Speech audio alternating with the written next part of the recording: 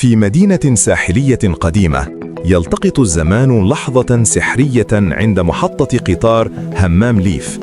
لوحة إعلانات ثلاثية الأبعاد ضخمة تزين واجهة المحطة، حيث يظهر رجل داخلها يلعب بلعب صغيرة.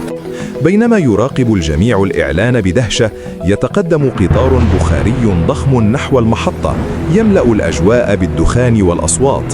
فجأة تبدأ السماء بالتلبد بالغيوم، ويهطل المطر بغزارة مع رعد وبرق يشقان السماء. يهرب الناس إلى الملاجئ، بينما يظل القطار في مكانه مغطى بكثافة الأمطار.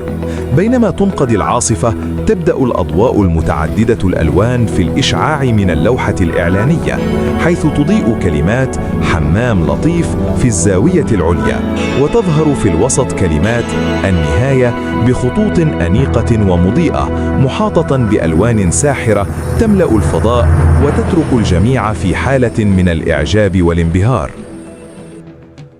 السلام عليكم ورحمة الله. شارك، عمل إعجاب، واشترك.